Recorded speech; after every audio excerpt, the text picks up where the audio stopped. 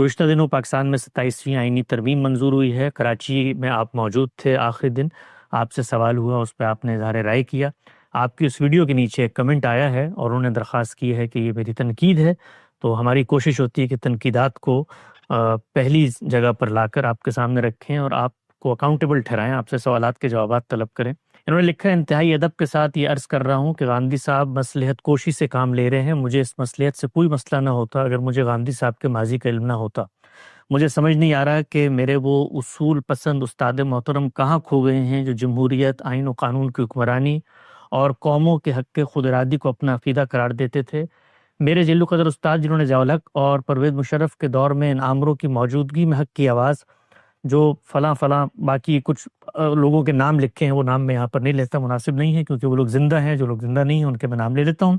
آگے انہوں نے لکھا کہ میرے استاد محترم کے سامنے بے گناہ لوگوں کا قتل عام ہوا، چادر چار دیواری کا تقدس پامال کیا گیا، بے گناہ لوگوں کو غائب کیا جا رہا ہے پاکستان میں، معصوم لوگوں کو حبس بیجا میں رکھا جا رہا ہے، الیکشن لوٹا گیا، فلاں فلاں ایک لمبی چوڑی انہوں نے فہرست دی ہے۔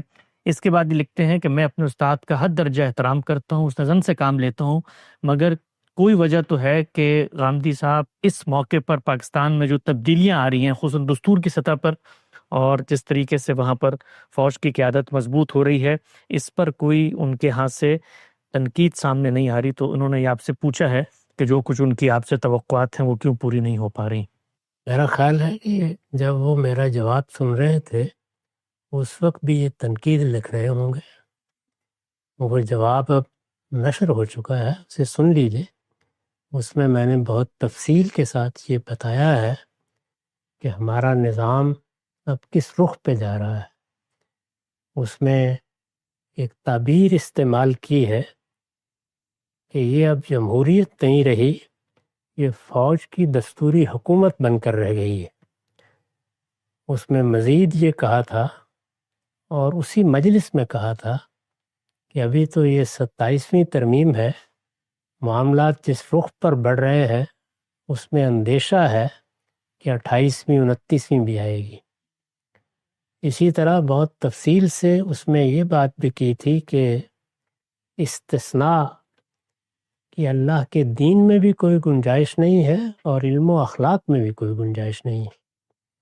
اس طرح کے استثناء جو لوگ لیتے ہیں وہ اپنے لیے وقتی حفاظت کا بندوبست کر لیتے ہیں، لیکن بعد میں تاریخ کی ملامت کا ہدف بنتے ہیں۔ یہ سب باتیں اسی مجلس میں کہی گئی ہیں۔ یہ صاف معلوم ہوتا ہے کہ انہوں نے ان کی طرف توجہ نہیں فرمائی۔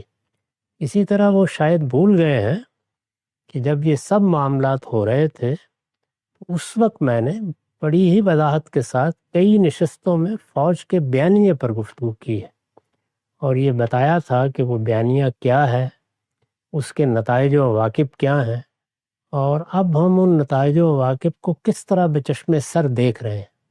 یہ سب باتیں علم کی دنیا کی باتیں ہیں۔ میرا اسلوب یہی ہوتا ہے، سیاسی تبصرے کرنا نہ میرا کام ہے، نہ احتجاجی قسم کی گفتگو کرنا۔ میں تو تجزیہ کر کے بتاؤں گا کیا چیز صحیح ہے کیا غلط ہے۔ ان میں سے ہر مرحلے پر میں نے اپنی ذمہ داری ادا کر دی۔